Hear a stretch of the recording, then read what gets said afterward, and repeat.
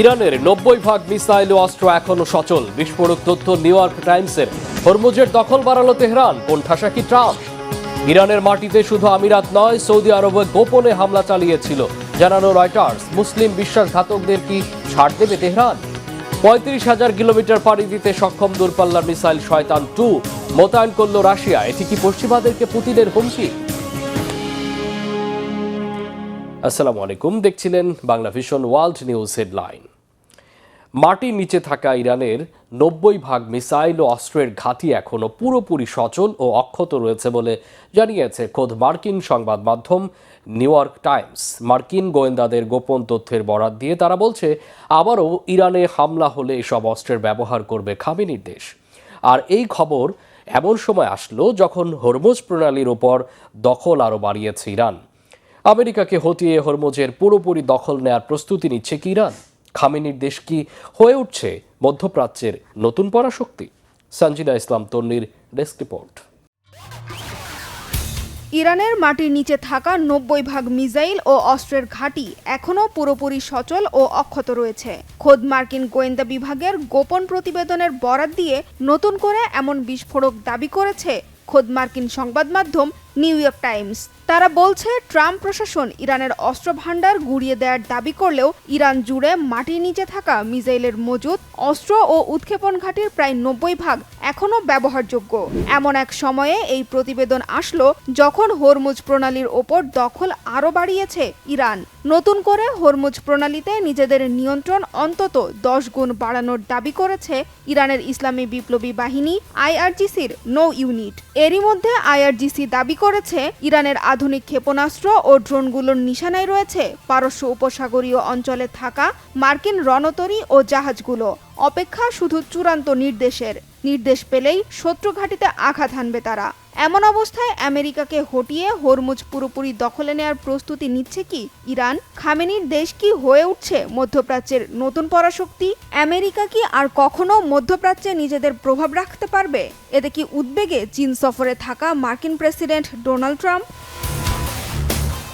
Iran আমেরিকার মধ্যে সংঘাত পুরোপুরি বন্ধ করতে একটি চুক্তি নিয়ে যখন চলছে চরম দর কষাকষি আর তীব্র মতবিরোধ, ঠিক তখন হরমুজ প্রণালীতে নিয়ন্ত্রণ আরও 10 গুণ বাড়ানোর দাবি ইরানের। আগে হরমুজ ও হেঙ্গাম দ্বীপের চারপাশের 20 থেকে 30 মাইল এলাকা ইরানের নিয়ন্ত্রণে থাকলেও এখন নতুন করে পূর্বাঞ্চলের জাস্ক শহর থেকে পশ্চিমের সিরিজ দ্বীপ পর্যন্ত প্রায় 300 মাইল এলাকার দখল নিয়েছে ইরানের নৌবাহিনী। আর এর মধ্য দিয়ে ইরান ওই অঞ্চলে নিজের আধিপত্য আর দখলদারিত্ব পাকাপোক্ত করার ঘোষণা দিল বলে মনে করছেন বিশ্লেষকরা। তারা বলছেন, মধ্যপ্রাচ্যে নিজেদের প্রভাব বাড়ানোর মধ্য দিয়ে বিশ্বের নতুন এক পরাশক্তি হয়ে উঠছে এখন খামেনির দেশ। আর ইরানের এই প্রভাবের খবরের ওপর নতুন করে ঘি ঢেলেছে খোদ মার্কিন সংবাদপত্র নিউ ইয়র্ক টাইমসের নতুন এক প্রতিবেদন। মার্কিন গোয়েন্দা সংস্থার গোপন তথ্যের বরাত দিয়ে তারা বলছে, যেখানে মার্কিন অস্ত্র ভান্ডারের মজুদ প্রায় শেষ, সেখানে ইরানের 90% অস্ত্র এখনো অক্ষত। নিউ ইয়র্ক টাইমস বলছে, ইরান তার বেশিরভাগ ক্ষেপণাস্ত্র ঘাঁটির কার্যক্ষমতা আবারও চালু করেছে। কৌশলগতভাবে গুরুত্বপূর্ণ হরমুজ প্রণালীর পাশে থাকা 33টি মিসাইল ঘাঁটির মধ্যে 30টি এখন পুরোপুরি সচল এবং আঘাত হানার অপেক্ষায়। যুদ্ধে আমেরিকার চেয়ে সুবিধাজনক ও জোরালো অবস্থায় থাকা ইরান শান্তি চুক্তির ইস্যুতে এখনও ছাড় দিতে নারাজ। ইরানের পররাষ্ট্র মন্ত্রণালয়ের মুখপাত্র ইসমাইল বাঘেই সাফ জানিয়েছেন, ইরান কেবল তার ন্যায্য অধিকার চাই। যুক্তরাষ্ট্র ও ইসরায়েলের চাপিয়ে দেওয়া যুদ্ধ শেষ করে আঞ্চলিক নিরাপত্তা নিশ্চিত করতে চাই। শান্তি প্রস্তাবের নামে জোর করে চাপিয়ে দেয়া কোনো সিদ্ধান্ত মেনে নেওয়া হবে না বলেও হুঁশিয়ার করেন ইরানি মুখপাত্র। আমরা তাদের চরমপন্থী দাবির মুখে নতি স্বীকার করব না, কারণ এটি অন্যায়। তারা ইরানের বিরুদ্ধে একটি বেআইনি আগ্রাসন শুরু করেছে। তারা জানিয়েছে যে আমাদের প্রস্তাবে রাজি হতে পারবে না, কিন্তু আমার ধারণা আমরা পাকিস্তানি মধ্যস্থতাকারীদের মাধ্যমে কূটনীতিকে এগিয়ে নিয়ে যেতে পারবো। তবে ইরানের কাছে পদে পদে নাস্তানাবুদ হওয়ার পরেও নিজের আজগুবি দাবিতে অনড় মার্কিন প্রেসিডেন্ট ডোনাল্ড ট্রাম্প। আগেই জানিয়েছেন, ইরানে আবার সামরিক অভিযান শুরুর বিষয়টি গুরুত্বের সাথে বিবেচনা করা হচ্ছে। কূটনীতি বা সামরিক শক্তি যে কোনো উপায়ে ইরানের বিরুদ্ধে যুদ্ধে জিততে চান।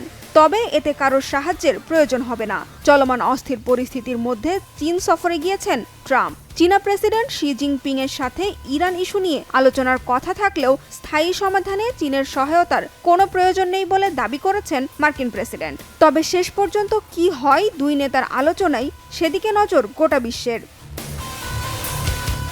তবে কতদিন এই যুদ্ধ টানতে পারবে আমেরিকা? এরই মধ্যে গেল 2 মাসের বেশি সময় ইরানে অভিযান চালাতে যুক্তরাষ্ট্রের খরচ হয়েছে 29 বিলিয়ন বা $2,900 কোটি। যুদ্ধবিরতির মধ্যেও 15 দিনেরও কম সময়ে খরচের পরিমাণ $400 কোটি। এপ্রিল মাসের শেষের দিকে খরচের পরিমাণ ছিল $2,500 কোটি। ফলে মার্কিন অর্থনীতিতে পড়ছে বড় ধরনের চাপ।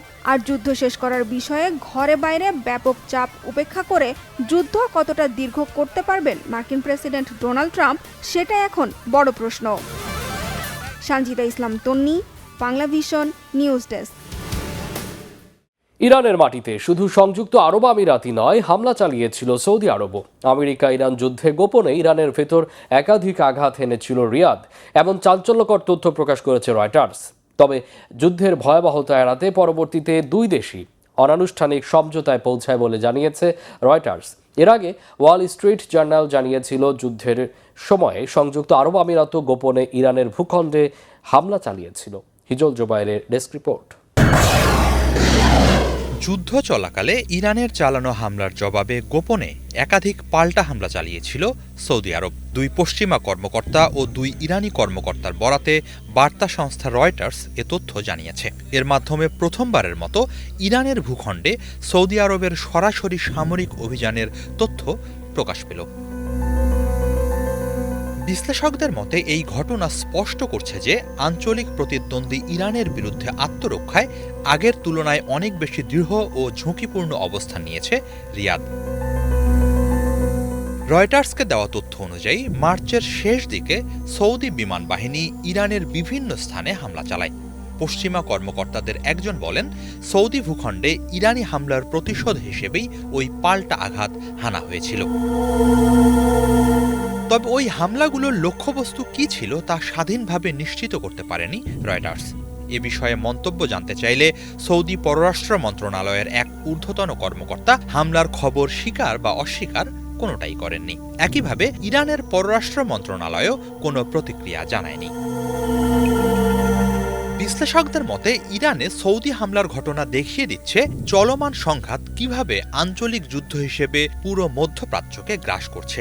যুক্তরাষ্ট্র ও ইসরায়েলের হামলা শুরুর পর থেকেই ইরান ধারাবাহিকভাবে মিসাইল ও ড্রোন হামলা চালায় উপসাগরীয় 6 দেশের ওপর। কেবল মার্কিন সামরিক ঘাঁটি নয়, এসব দেশের বেসামরিক এলাকা, বিমানবন্দর ও তেল শোধনাগারও হামলার লক্ষ্যবস্তুতে পরিণত হয়।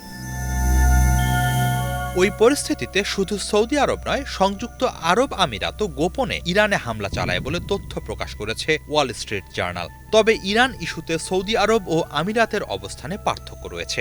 আমিরাত তুলনামূলক বেশি কঠোর অবস্থান নিয়ে প্রকাশ্য কূটনৈতিক যোগাযোগ এড়িয়ে চললেও সৌদি আরব সংঘাত নিয়ন্ত্রণে রাখার চেষ্টা করেছে।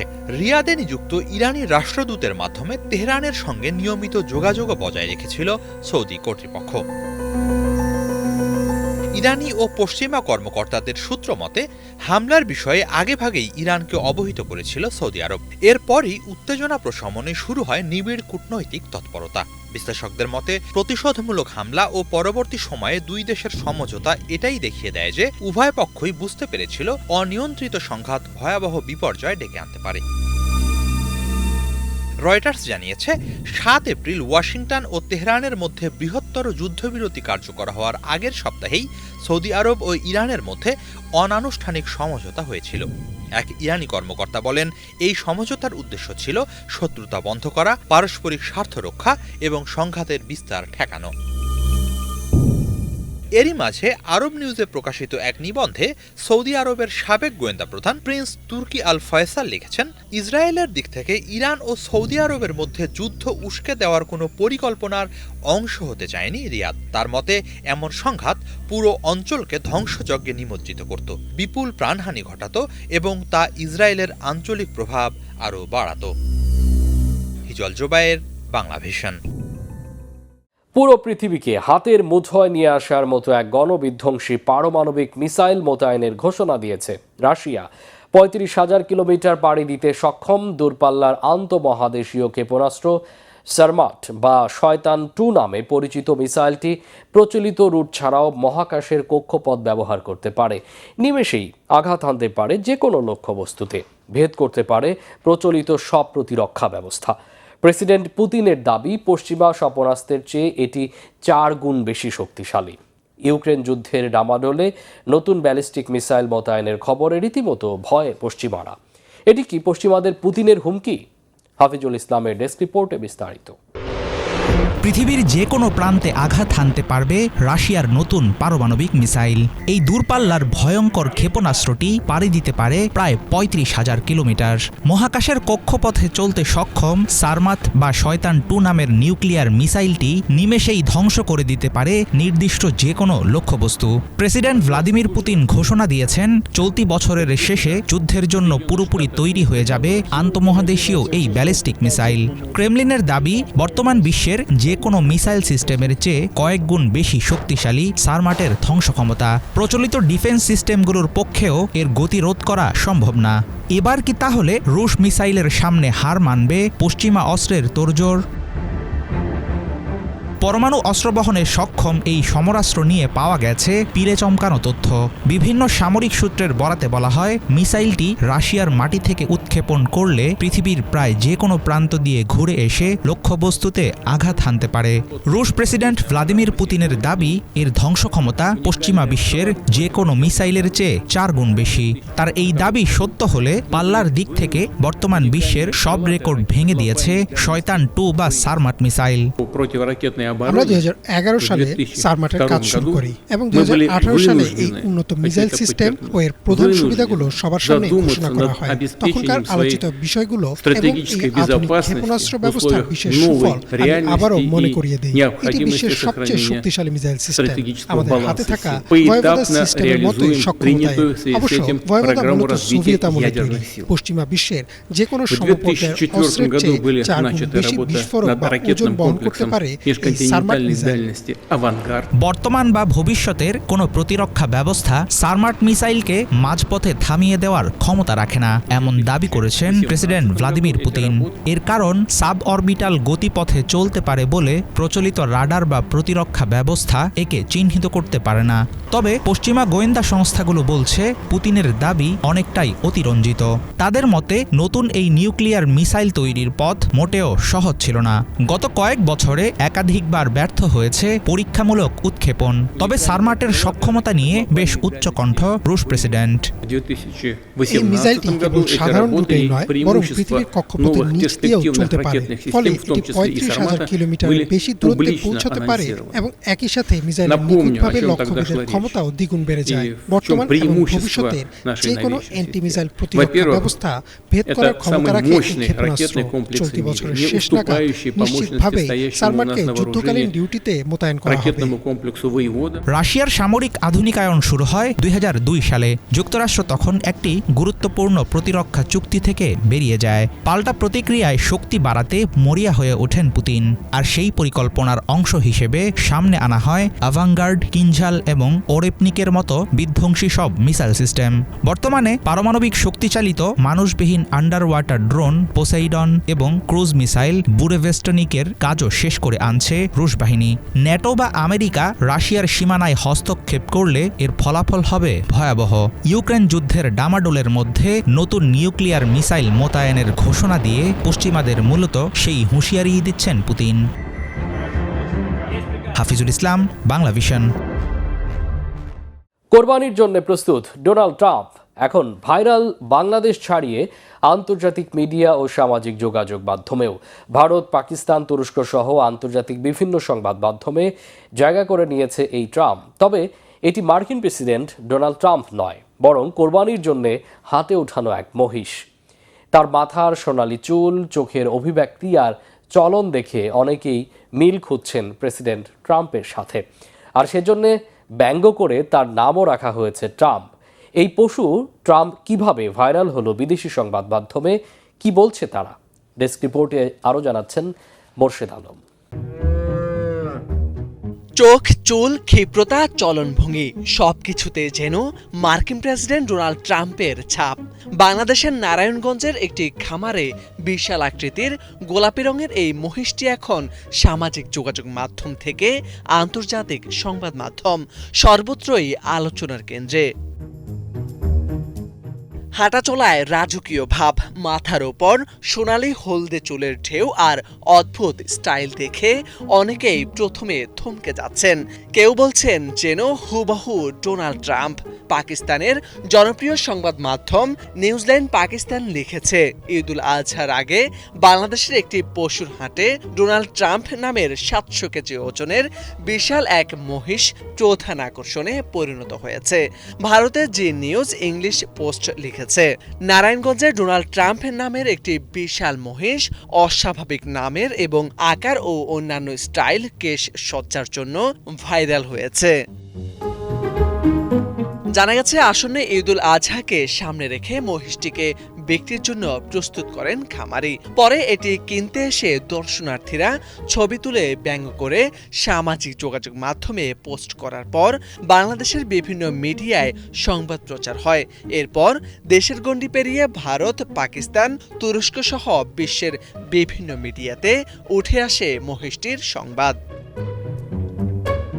খামার মালিক জানান, মহিষটির গায়ের রং ও মাথার চুলের বিশেষ গঠন, চোখ আর ক্ষিপ্রতা দেখেই প্রথমে স্থানীয়রা ট্রাম্পের সঙ্গে মিল খুঁজে পান। পরে সেটি নিয়েই শুরু হয় মজার আলোচনা। ধীরে ধীরে বিষয়টি সামাজিক যোগাযোগ মাধ্যমে ছড়িয়ে পড়ে।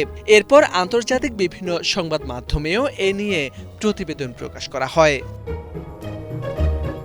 আলোচনায় আসার পর প্রায় 700 কেজি ওজনের এই মহিষটি লাইভ ওয়েট হিসেবে প্রতি কেজি 550 টাকায় ঢাকার এক বিক্রেতার কাছে বিক্রি করা হয়। মোরশেদ আলম, বাংলা ভিশন। আগামী 1 বছরে সোনা রূপা না কেনার আহ্বান জানানোর দুদিনের মাথায় ভারতে এর শুল্ক এক ধাক্কায় 15% বেড়েছে। এতে মূল্যবান এই ধাতুর দাম অনেক বাড়ার আশঙ্কা করছেন স্বর্ণ ব্যবসায়ীরা। আমদানির কারণে ডলারের রিজার্ভ কমতে থাকায় আগামী 1 বছর সোনা রূপা না কিনতে দেশবাসীর কাছে আবেদন করেছিলেন প্রধানমন্ত্রী নরেন্দ্র মোদী। সোমবার প্রধানমন্ত্রীর এই আবেদনের জেরে বুধবার এই দুটি ধাতুর আমদানি শুল্ক 6 থেকে বাড়িয়ে 15% করে কেন্দ্রীয় সরকার। এছাড়া এর উপর বসেছে 5% কৃষি, পরিকাঠামো ও উন্নয়ন কর। এতে প্রায় 2.5 গুণ বেড়েছে সোনা রূপার আমদানি শুল্ক। স্বর্ণ কেনার ক্ষেত্রে বিশ্বে দ্বিতীয় অবস্থানে আছে ভারত। ওয়ার্ল্ড গোল্ড কাউন্সিলের পরিসংখ্যান বলছে, বিশ্বে মোট স্বর্ণের 11% ভারতের নারীদের নিজস্ব সম্পদ, যার মোট পরিমাণ 25,000 টন। ভারতে প্রতি বছর প্রায় 800 টন স্বর্ণ বেচা কেনা হয়, যার 90%ই আমদানি করতে হয়। মধ্যপ্রাচ্যে সহিংস পরিস্থিতিতে বাড়তি দামে তেল কিনতে গিয়ে এরই মধ্যে টান পড়েছে ডলারের রিজার্ভে। এমন পরিস্থিতিতে স্বর্ণ কেনার হ্রাস টেনে ডলারের রিজার্ভে চাপ কমানোর এই কৌশল নিয়েছে মোদী সরকার। এই ছিল আজকের মতো, সাথে থাকায় অসংখ্য ধন্যবাদ।